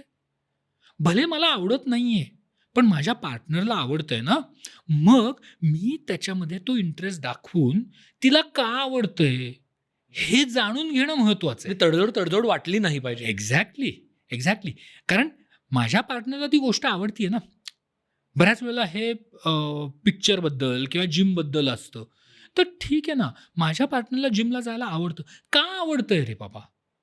ह्याच्याबद्दल मी कुतूहल दाखवलं, मी तो इंटरेस्ट दाखवला, तर माझा पार्टनर देखील मला समजून सांगू शकेल ना. पण मी जर म्हणलं नाही, मला जिम आवडतच नाही, तर इथे निगेटिव्हिटी आली. नात्यामध्ये निगेटिव्हिटी आली की नातं बिघडतं. मी तू जसं म्हणला की प्रेमात तडजोडच करायला लागते, ही निगेटिव्हिटी आहे. ॲब्सोल्युटली नाही. माझ्या पार्टनरला जेव्हा ती गोष्ट आवडते तेव्हा त्याच्यात काहीतरी पॉझिटिव्ह आहे ना, नाही तर आवडलीच नसती. सो मी हा पार्टनर चूज केलेला आहे, त्या पार्टनरला ही गोष्ट आवडते, ती का आवडते हे मला समजून घ्यायचं आहे. हे जेव्हा मी समजतो त्यावेळेला मी त्या ॲक्टिव्हिटीमध्ये भाग घेतो, माझ्या मनाने, तडजोडीने नाही. मग भले मला ती नाही आवडली ॲक्टिव्हिटी, तर ती ॲक्टिव्हिटी का नाही आवडली हे मला समजतं आणि माझ्या पार्टनरलाही समजतं. मग माझ्या पार्टनरला समजल्यावर माझा पार्टनर परत ती ॲक्टिव्हिटीची जबरदस्ती माझ्यावर करत नाही. सो हे गिव्ह अँड टेक आहे. पण हे गिव्ह अँड टेक दोघांनी आपल्या मर्जीने करणं महत्त्वाचं आहे. मनाविरुद्ध करू नका. तडजोड नाही आहे. प्रेम म्हणजे तडजोड नाही. प्रेम म्हणजे एकमेकांना समजून घेणं, एकमेकांच्या भावना काय आहेत ते समजून घेणं, एकमेकांना काय आवडू शकतं ते समजणं, आपल्याला काय आवडत नाही आहे ते आपल्या पार्टनरपर्यंत व्यवस्थितपणे पोचवणं, हे प्रेम आहे. मग मला परत त्या, कारण तो मगाचा मुद्दा अर्धवट राहिला म्हणून बेअर मिनिममकडे यायचं आहे मला, की मग हल्ली तर तो काय इंस्टाग्रामवरचा ट्रेंडच सुरू आहे. आणि मग कुणीतरी एक रस्त्यावरती माईकचं बोंडूक घेऊन जातं आणि मग रस्त्यावरती विचारतं कुणीतरी की आणि हे खास करून मुलींना विचारणारे प्रश्न, की तुझ्या बॉयफ्रेंडने तुझ्यासाठी दरवाजा उघडला कारमध्ये बसताना, इज बेअर मिनिमम की प्रिन्सेस ट्रीटमेंट? तर ते तर ते That's a good आता खूप चालू आहे की अच्छा हे तर बेअर मिनिमम आहे ना. म्हणजे त्याने काय इतके पैसे कमवणं पासून, त्याने रोज व्यायाम करणं पासून, वेगवेगळ्या गोष्टी, कॉम्प्लिमेंट करणं, रोजच्या रोज कॉम्प्लिमेंट करणं. तू आल्या तू मला कॉम्प्लिमेंट नाही केलं पहिल्या 5 मिनिटात, इट इज बेअर मिनिमम की तू मला कॉम्प्लिमेंट केलंच पाहिजेस. हॉटेलमध्ये गेल्यानंतर बिल भरायला तूच हात पुढे केला पाहिजेस. मी नाही म्हणू देत, मग मला करू देत, पण पहिलं ऑफर तूच केलं पाहिजेस, इज बेअर मिनिमम. तर अशा खूप बेअर मिनिममच्या अपेक्षा मुलांवरती लादल्या जातात. किमान अपेक्षा. ह्याचं लग्न झालेलं नाही, कळतंय. खुश आहे मी सर. मी लग्न करून पण खुश आहे. नाही, सी, प्रिन्सेस किंवा प्रिन्स सारखं ट्रीट करण्यासाठी केवळ दरवाजा उघडला म्हणून काही ती प्रिन्सेस होत नाही किंवा तो प्रिन्स होत नाही. पण आपल्या आवडीच्या माणसासाठी जेव्हा आपण काहीतरी करतो आणि त्याचं आपल्याला आनंद मिळतो, तेव्हा ती गोष्ट करायला काही हरकत आहे असं मला वाटत नाही. म्हणजे आपल्या पार्टनरसाठी गाडीचा दरवाजा उघडणं, पार्टनरला बसवणं किंवा हॉटेलमध्ये खुर्ची मागे ओढून तिला बसायला देणं, ह्याच्यात गैर आहे का मला नाही वाटत. गैर कधी होतं, जेव्हा ती राईट म्हणून, म्हणजे मला आवश्यकच आहे, हक्क झाला तर त्याच्यासाठी ती मागणी केली जाते. ती मागणी हक्क म्हणून नाही, तर ती प्रेमामुळे जर मागणी केली तर ती चालू शकते, ती मागणी मान्य होऊ शकते. ती मागणी करणं चुकीचं नाही आहे, पण ती मागणी करताना आपल्या पार्टनरला काय वाटतंय, आपल्या पार्टनरला ती मागणी मान्य आहे का, ती त्याला आवडू शकेल का, त्याच्याने आपल्या पार्टनरला पण आनंद मिळेल का, हे समजून घेणं महत्त्वाचं आहे. केवळ मागणी नको आहे, अपेक्षा असतात, पण त्याही मागणी आपल्याला आपल्या पार्टनरला विचारून आपल्या पार्टनरला किती आनंद मिळतोय हे विचार करणं महत्त्वाचं आहे. केवळ दुसरं कोणतरी करतंय म्हणून करायला नाही पाहिजे. तुम्ही आत्ता बोलता म्हणाला, मला त्याच्यावरती ॲक्च्युली त्याचा एक्सटेंड ना कधी कधी टॉक्झिक लव्हमध्ये पण होतं. मला या अर्थाने विचारायचं, कारण बऱ्याचदा ना की गुरफटून टाकणं प्रेमात आणि तरी म्हणायचं प्रेम आहे. म्हणजे ते पूर्वीच्या काळात आपण बऱ्याचदा हे ऐकलं की दारू पिऊन मारतो पण शेवटी प्रेमानं माझ्याजवळच येतोय ना, घरीच येतोय ना, म्हणजे प्रेम आहे त्याचं. म्हणजे कितीही संशय घेतला तरी प्रेम आहे ना त्याचं. म्हणजे आत्ता बोलताना की "नाही, तू सगळं व्हॉट्सअप वगैरे चेक करतो, जाऊ देत ते, पण प्रेमाने करतोय ना तो माझ्या, म्हणजे प्रेम आहे म्हणून करतोय." हे प्रेम आहे का? किंवा हे this kind of showcase of love is love? ज्या कुठल्या प्रेमामध्ये एखाद्या व्यक्तीला त्या नात्यामध्ये जबरदस्ती वाटेल किंवा गुदमरून गेल्यासारखं वाटेल, ते प्रेम असू शकत नाही. तो माझं व्हॉट्सॲप चेक करतो, पण तो का करतो याला महत्त्व आहे. तो जबरदस्ती करून करतो का? त्याला ती सवय लागली आहे का? तो संशय घेतोय का? संशयाच्या भुताला कुठेच उत्तर नाही. मग त्या ह्याच्याने जर का तो चेक करत असेल तर ते वाईट आहे. पण जर का तो तिचं व्हॉट्सॲप कधीतरी मिळालं तेव्हा करतोय किंवा ती त्याला फोन देते आणि म्हणते अरे ते थोडंसं डिलीट कर रे काही ग्रुप्समध्ये आलेले मेसेजेस, तर ती गोष्ट प्रेमामध्ये होऊ शकते. जेव्हा तुम्हाला त्या नात्यामध्ये सफोकेटिंग होतं, जेव्हा तुम्हाला व्यक्त होता येत नाही, जेव्हा तुमच्या मनातल्या भावना तुम्हाला स्पष्टपणे सांगता येत नाही, तेव्हा ते प्रेम नाही. प्रेमामध्ये दोघंही एकाच फुटिंगला असले पाहिजेत. कोणीही जर का जास्त डॉमिनंट असेल तर जमू शकत नाही. हां, सिच्युएशननुसार एखादी व्यक्ती जास्त प्रभावी असते, एखादी थोडी कमी प्रभावी असते. पण तो प्रभाव प्रत्येक सिच्युएशननुसार बदलत पाहिजे. पण सतत एकच जण वर अप्पर हँड आहे. ॲब्सोल्युटली चालू शकत नाही. ॲब्सोल्युटली चालू शकत नाही. कारण मग काय होतं, जेव्हा एकच व्यक्ती कंटिन्युअसली डॉमिनेट करतीये, काही काळ ते नातं टिकतं बरं का. म्हणजे असं नाही की ते लगेच तुटतं. काही काळ टिकतं. जर तू म्हटला ना, की ठीक आहे ना, तो चेक करतोय ना, जाऊन दे. तो संशय घेतोय ना, जाऊन दे. दारू पितोय ना, मारतोच ना फक्त. हाकलून तर देत नाही घरातून. जाऊन देत. काही काळ चालतं आणि त्याच्यानंतर ती जी गुदमरून गेलेली व्यक्ती आहे ना, तिचा कधीतरी स्फोट होणार आहे रे. आणि तो स्फोट जेव्हा होतो ना, तेव्हा दोघांनाही प्रचंड त्रास होतो. आणि हा त्रास टाळण्यासाठी म्हणजे नुसता त्या ज्या व्यक्तीची सबमिसिव्ह आहे तिला नाही, जी डॉमिनंट आहे तिला तर जास्त त्रास होतो.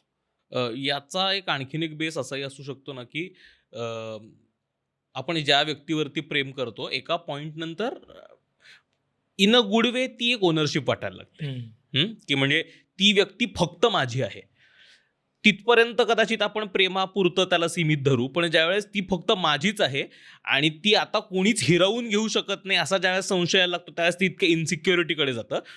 तर ते जो सेन्स ऑफ ओनरशिप आहे समोरच्या व्यक्तीवरचा, तो असायला पाहिजे, नसायलाच पाहिजे. जो असेल तर मग ते प्रेमच नाही मग ते थोडंसं आपण डायसेक्ट करू शकतो का, की तो कुठेतरी सेन्स ऑफ ओनरशिप असते ना समोरच्या व्यक्तीबद्दल, की समोरची व्यक्ती माझीच आहे आणि मी फक्त समोरच्या व्यक्तीचा आहे.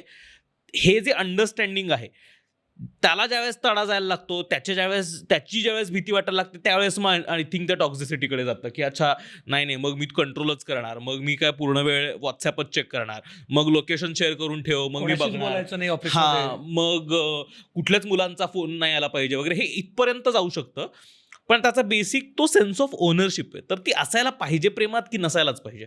संशय कसा चालू होतो तुला सांगतो. संशय चालू होतो छोट्या गोष्टीमधून.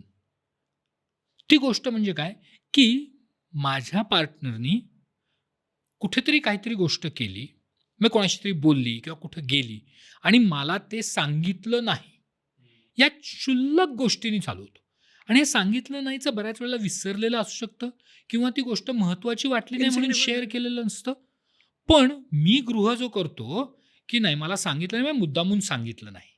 तर त्याच्याऐवजी मी जर का तो संवाद केला, की "अरे असं झालं होतं, मग काय झालं?" त्यात मी कमीपणा वाटून घेतो ना. मी का विचारू? आपणहून सांगायला पाहिजे, गरज नाही दरवेळेला. सो ते गिव्ह अँड टेक जे आहे ना, हे गिव्ह अँड टेक जास्त पाहिजे. हे गिव्ह अँड टेक जेव्हा दोघांचं होतं, त्यावेळेला ते नातं समृद्ध होतं. आपण आता तसं बऱ्यापैकी कमी कॉम्प्लिकेटेड असलेल्या प्रेमाबद्दल आता बोलतोय, जे काय एका शहरात असलेले कपल्स आहेत वगैरे त्यांच्यासाठी. हे आणखीन जास्त इथे व्यक्त होणं, एक्सप्रेस करणं, प्रेम कसं करायचं हे आणखीन अवघड होतं ज्यावेळेस लॉंग डिस्टन्समध्ये दोन हो. लोक असतात. कारण आता आपण हल्ली खूप बघतो ते, की काय एका देशात एक जण आहे, दुसऱ्या देशात आहे, किंवा एका शहरात आहे, दुसऱ्या शहरात आहे. बऱ्याचदा असंही होतं की एका शहरातच राहतात, पण कामात इतके व्यापलेले असतात की त्यांना महिन्यातनं एकदा दोनदा शिवाय भेटता येत नाही. बऱ्यापैकी फोनवरतीच संभाषण असतं, मग त्यात काम असतं, मग त्यात प्रवास असतो आणि मग इतक्या या वेगवेगळ्या जबाबदाऱ्या आणि गोष्टी असतात. त्यातनं मग ते प्रेम व्यक्त करायचं, मग ते प्रेम दाखवायचं, याच्यासाठी खूप कमी वेळ शिल्लकच राहतो. तर अशा वेळेस मग ते प्रेम कसं व्यक्त करायचं आणि ते कसं जपून ठेवायचं आणि कसं ते जोपासायचं.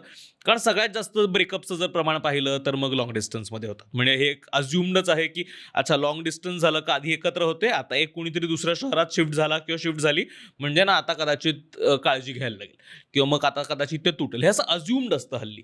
तर ते लॉंग डिस्टन्समध्ये ज्यावेळेस कुणीही कपल्स असतात त्यावेळेस त्यांनी हे कसं त्यांचं कम्युनिकेशन, त्यांचं प्रेम जपून ठेवलं पाहिजे. दृष्टी आड सृष्टी. सो दृष्टी नसेल, म्हणजे जर जवळीक नसेल तर ऑब्व्हियसली नातं जास्त कॉम्प्लिकेटेड होतं.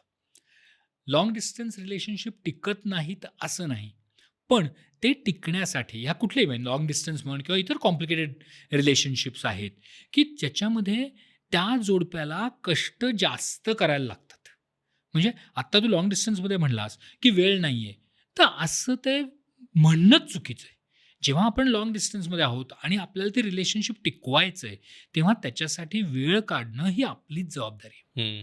म्हणजे एक जण अमेरिकेत आहे आणि एक जण इंडियात आहे, तर त्यांनी तो टाईम डिफरन्स शोधून एक कुठला तरी वेळ त्यांनी दोघांनी मिळून फिक्स करायला पाहिजे की जिथं ते एकमेकांशी बोलणार आहेत, तेवढे कष्ट घेणार आहेत. एक्स्ट्रा एफर्ट्स घ्यावे लागणार. Yes, absolutely. आणि हे प्रत्येक नात्यामध्ये आहे. म्हणजे मग ते इंटरकास्ट असेल, इंटर रिलिजन असेल, लॉंग डिस्टन्स असेल, वयाचा एज डिफरन्स असेल, की आता आजकाल खूप ते पण बघतोय 10-10, 15-15, 20-20 वर्षाचं नवरा बायको डिफरन्सेस आहेत. तर ह्या सगळ्या अशा कॉम्प्लिकेटेड जोडप्यांना ते कष्ट जास्त घ्यायला लागतात आणि ते नाही घेतले की कॉम्प्लिकेशन्स होते. सो त्याच्यामुळे यांच्यामध्ये वेगळं होण्याची पॉसिबिलिटी जास्त असते. पण मग कष्ट घेणं म्हणजे काय, तर लॉंग डिस्टन्समध्ये आहे तर मग मी वेळ देतोय का, मी किती वेळ देतोय, मी कुठला वेळ देतोय, मी माझ्या पार्टनरबद्दल विचार करतोय का, तो विचार मी करतोय तर मी तो पार्टनरपर्यंत पोचवू शकतोय का. त्याचबरोबर मी माझ्या कामासाठी जेव्हा इथे आहे तेव्हा माझं काम काय चालू आहे, माझ्या रोजच्या आयुष्यात काय गोष्टी घडत आहेत हे माझ्या पार्टनरला सांगतोय का, मी माझ्या पार्टनरला माझ्या आयुष्यात भले डिस्टन्सनी लांब असेल पण माझ्या आयुष्यात मी इन्व्हॉल्व करतोय का. म्हणजे अगदी साधी गोष्ट आहे की मी आज काय जेवलो आहे किंवा मी ह्या रविवारी काय स्वयंपाक करणार आहे हे मी माझ्या पार्टनरला सांगतोय का, म्हणजे माझ्या रोजच्या आयुष्यात इन्व्हॉल्व करतोय का. हे दोघांनी जाणून घ्यायला पाहिजे आणि दोघांनी त्या गोष्टी करायला पाहिजे. ते नाही केलं की मग हे नातं कुठे पुढे जात नाही. मग याच्यामध्ये लॉंग डिस्टन्समध्ये येस, आजकाल खूप व्हिडिओ कॉल्स तुम्ही करू शकता वेगवेगळ्या ॲप्सच्या माध्यमातून. तुम्ही दोघंजणं डेट नाईट करू शकता, तुम्ही दोघंजणं एकत्र मूव्ही बघू शकता, गेम खेळू शकता. भले 2 कॉन्टिनेंट्स अपार्ट असाल तुम्ही, पण गेम्स खेळू शकता. You can have a sexual date. म्हणजे नुसतं फिजिकल डेट नाही तर you can have a sexual date online. म्हणजे ह्या सगळ्या ज्या गोष्टी आहेत ह्या गोष्टी तुम्ही करू शकता, पण करताय का याच्यावर प्रेम टिकतं. ते नाही केलं की ऑब्व्हियसली अडचण येणार. कारण मग तुम्ही तुमच्या नात्याला महत्त्व द्यायच्या ऐवजी तुम्ही कुठल्या तरी दुसऱ्या गोष्टीला प्राधान्य देताय. सो प्रेमामध्ये आपल्या जोडीदाराला प्राधान्य देणं हे बेसिक आहे. ते नाही केलं मग प्रेम नाही. सर बऱ्याचदा ना लॉंग डिस्टन्स रिलेशनशिपमध्ये टच हा मिसिंग असतो, तर बाकी सगळ्या गोष्टीतनं हे भरून काढता येतं. आता जसं तुम्ही सांगितलं तसं. पण बऱ्याचदा हे पण बघितलं गेलं की बऱ्याचदा हे कॉमेंट्समध्ये वाचलं आहे, आपल्याला येणाऱ्या बऱ्याचशा एपिसोड्समध्ये पण आपण हे बोललो आहे. पण परत एकदा मला वाटतं महत्त्वाचं आहे ते म्हणजे पुरुषांना सेक्स ही एकमेव प्रेमाची लँग्वेज वाटते. बाकीच्या आता आपण ज्या गोष्टी बोलतो त्या कळतच नाही. So non sexual love language किती महत्त्वाची आणि त्याच्यात काय काय गोष्टी येतात, आपण 1, 2, 3 पॉईंट्स असे सांगू शकतो. कारण का नॉन सेक्शुअल प्रेमाची भाषा काय हेच कळत नाही. माझा ना पहिल्याच तुझ्याला आक्षेप आहे. पुरुषांना फक्त सेक्शुअल लँग्वेज कळते याचा अर्थ काय, बायकांना कळत नाही. टोटल चूक. टोटल चूक. मी नाही, पुरुष असो स्त्री असो दोघांनाही सेक्शुअल लँग्वेज नक्की कळते, त्याची गरज वाटते, ती करावीशी इच्छा डेफिनेटली होते. सो त्याच्यामध्ये काहीच गैर नाही आहे. पण आपलं सेक्शुअल किंवा लैंगिक नातं चांगलं कधी होऊ शकतं, जेव्हा दोघं जण भावनिकदृष्ट्या एकमेकांशी जोडले जाऊ शकतात. मग ते भावनिकदृष्ट्या जोडले जाण्यासाठी त्यांना नॉन सेक्शुअल गोष्टी करायला पाहिजेत. मग त्या नॉन सेक्शुअल गोष्टी म्हणजे काय, की दोघांना एकमेकांना मानसिकदृष्ट्या आपण सगळं शेअर करणं, एकमेकांशी बोलणं, एकमेकांना आधार देणं, एकमेकांना आपल्या भावना व्यक्त करायची मुभा देणं, ह्याच तर नॉन सेक्शुअल गोष्टी आहेत. सो जर लॉंग डिस्टन्स रिलेशन असेल तर त्या लॉंग डिस्टन्स रिलेशनशिपमध्ये ह्या नॉन सेक्शुअल गोष्टी जेव्हा आपण करतो त्यावेळेला आपण इमोशनली कनेक्ट होतो. आणि इमोशनली कनेक्ट झाल्यावरती काही प्रमाणात तो फिजिकल टच जो आहे तो त्याची कमतरता थोडी कमी जाणवते. कमतरता जाणवतेच. लॉंग डिस्टन्स रिलेशनशिपमध्ये, व्हर्च्युअल रिलेशनशिपमध्ये फिजिकल टचची कमतरता जाणवते, त्यात वाद नाही. पण ती कमतरता कमी जाणवण्यासाठी तुमचा इमोशनल कोशंट तुम्ही थोडा वाढवायला पाहिजे.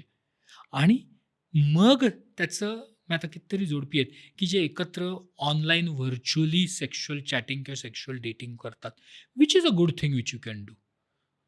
आणि ज्या वेळेला जेव्हा केव्हा तुम्हाला चान्स मिळतोय एकत्र येण्याचा, त्यावेळेला ते कष्ट करून एकत्र फिजिकली येणं हे खूप महत्त्वाचं आहे. भले 6 महिन्यातून एखादा असो, मे बी वर्षभरातून एकदा असो, पण ते प्लॅन करणं, ते planning also can be a emotional connect. म्हणजे माझा जोडीदार मला भेटण्यासाठी कष्ट करतोय, ही जाणीवच किती सुंदर आहे ना. पण जर का मीच फक्त कनेक्ट करत असेल आणि तसं म्हणलं हां बघू, पुढच्या वेळेला बोलू, अजून 2 महिन्यांनी बोलू, तर मग तिथे कुठेतरी डिस्कनेक्ट येतोय. पण दोघं जर का म्हणले हां, आपण ना 6 महिन्यांनी भेटू, मग कसं भेटायचं, मग त्याचे फायनान्सेस कसे अरेंज करायचे, मग किती तारखेला, मग मी सुट्टी कशी घेऊ, मग त्यावेळेला मला काय काम असेल, मग आपण काय काय करूयात, मग कुठे जाऊयात, मग कोणाला भेटूयात, मग काही पार्टी करूयात का, मग हे प्लॅनिंग जे आहे ना, that anticipation builds up your emotional quotient. आणि that actually helps both of you जेव्हा तुम्ही मिळता. कारण अनेक वेळेला असं होतं की आता तर खूप जणं ऑनलाईन डेटिंग चॅट्सनी एकत्र येतात आणि लग्न करायचा प्लॅन करतात. चॅटिंग खूप चांगली होते, पण प्रत्यक्षात जेव्हा भेटतात तेव्हा ते पूर्णपणे वेगळे असतात. सो आपल्या मनातल्या भावना व्यवस्थितपणे आणि ट्रूथफुली, खरं, कुठलाही आडपडदा न घेता सांगणं हे खूप महत्त्वाचं आहे. तरच ते नातं टिकू शकतं. जसं आता शार्दूल म्हटलं ना, की काय-काय वेगवेगळ्या पद्धतीनं ते करता येऊ शकतं. मला त्यालाच एक्सटेंड करायचं आहे, की प्रेम करायचं म्हणजे काय-काय पद्धतीनं व्यक्त करता येतं. म्हणजे आपल्या प्रेम व्यक्त करण्याच्या ज्या काही संकल्पना आहेत ना, त्या थँक्स टू बॉलिवूड, त्या बॉलिवूडमधनंच येतात. मग काय तर मग पत्र लिहा, मग ते नॉर्मल पत्रापासून रक्ताच्या पत्रापर्यंत त्याचा स्पेक्ट्रम जातो. मग कविता करा. हां, मग काहीतरी कविता कविता म्हणजे करा हां, किंवा मग असतात जी मुलं चॉकलेट मागवा किंवा मग मुलं असतात गिटार शिकतात. का तर मग मुलींना गिटार वाजवलेलं आवडतं आणि मग त्याच्यात तसं मग मुली पटवतात. तर प्रेम व्यक्त करायचं, दाखवायचं कसं म्हणजे काय-काय पद्धतीने ते दाखवता येतं. कारण बऱ्याचदा होतं पण असं ना, की आता मला माहिती आहे, की माझ्याकडे कदाचित वेळ आहे. आता मला माहिती आहे, की मला काहीतरी करायचं, पण काय करू? मला त्या मोमेंटला सुचतच नाही, की अच्छा आता करायचंय, पण करायचं काय? तर मग अशा वेळेस काय-काय गोष्टीमधनं मला ते प्रेम दाखवता येऊ शकतं? तू ह्या सगळ्या गोष्टी ज्या बोलला ना, हं. त्या सगळ्यातून प्रेम दाखवता येतं. हं. ओके.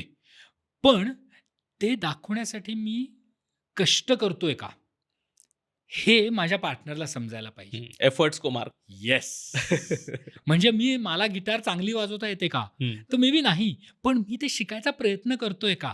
ह्याला व्हॅल्यू आहे. मी नुसतं प्रेम आहे म्हणून बोलतोय का? करते मी माझी कृती, ती माझी ॲक्शन खरंच दाखवतीये. म्हणजे हां, आता काय तिच्या प्रेम दाखवायचंय, तर मग काय त्या मित्राकडे चॉकलेट होतं ते पडलंय आणि मी घेऊन दिलं. त्याला प्रेम नाही म्हणणार मी.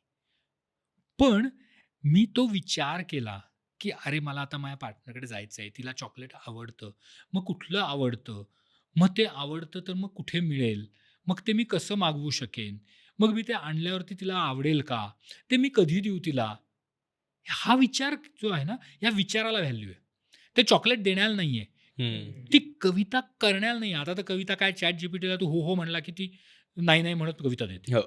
सो ते कष्ट नाहीयेत ना. मग मी जर का खरंच कष्ट केले, की मी तिचा विचार करतोय, मी सुंदर काहीतरी लिहिलंय. मे बी माझ्यासाठी सुंदर असेल, दुसऱ्यासाठी घाणेरडं असेल ते. मी नाहीये शांता शेळके. पण ती माझी मोडकी तोडकी कविता जरी असली तरी त्या मोडक्या तोडक्या कवितेत जे दिसतं ते काय दिसतं, तर मी माझ्या पार्टनरचा विचार करतोय. That is love. So efforts को मार्क्स है, बाकी किसी को मार्क नहीं है. आप कुछ भी करो, मग तुम्ही ग्रँड जेस्चर करा नाही तर काही करू नका.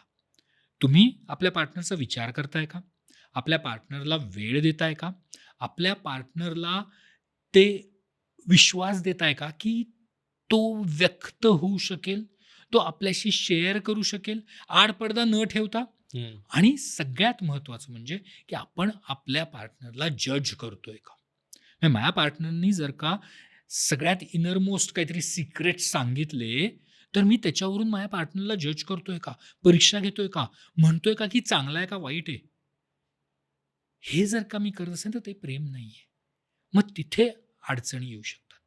सो कुठल्याही पद्धतीने प्रेम व्यक्त करा, अगदी जरूर तुम्हाला ज्या पद्धतीने जमेल त्या पद्धतीने, फक्त ते तुमचे कष्ट ते दिसले पाहिजेत, पोचले पाहिजेत. अगदी पोचले पाहिजेत. आणि पोचवणंच महत्वाचं आहे ना. पण हे मी आता तुम्ही तर खूप चॅट जीपीटीचा वापर करत असाल, तुम्हाला ते व्यवस्थित कळतं की हे कोणी तयार केलंय.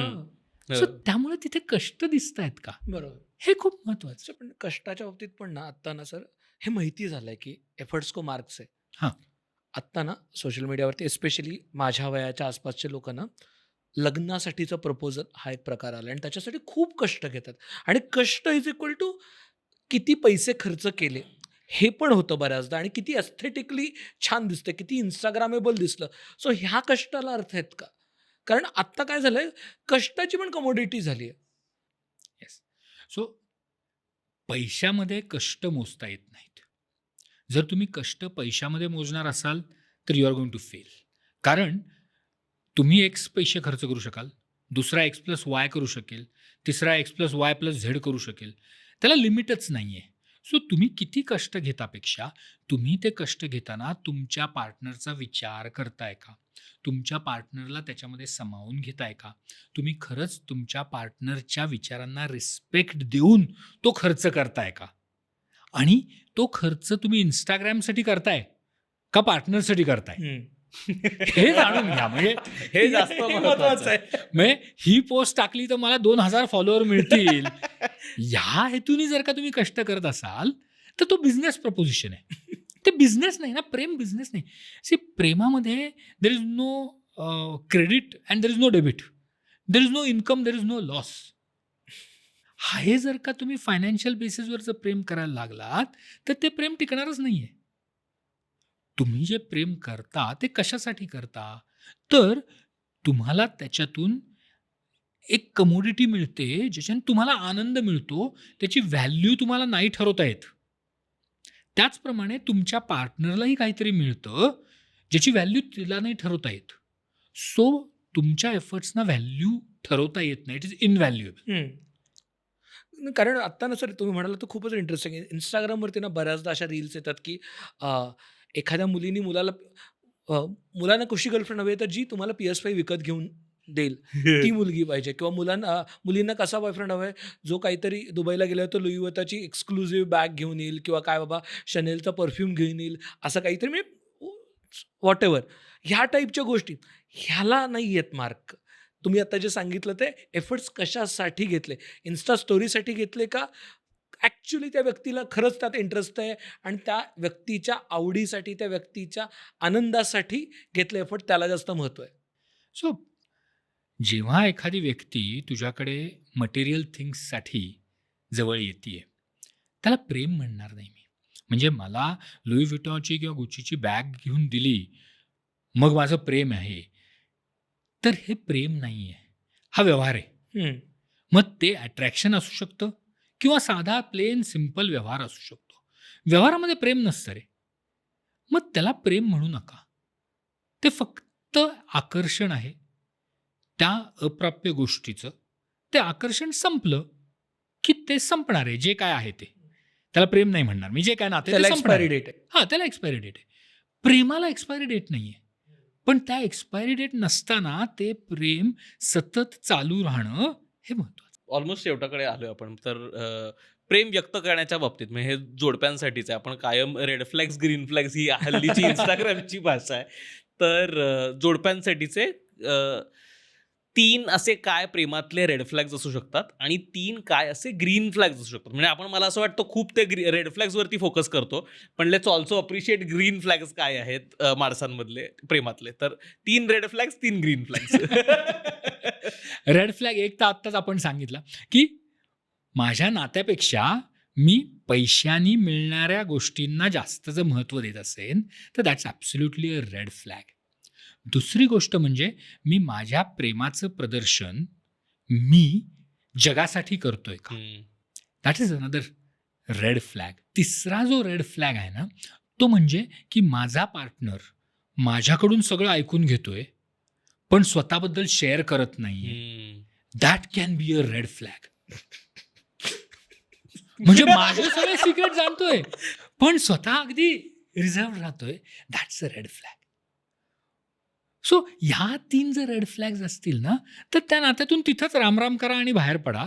असे खूप जण मिळतील. You can have a business with that.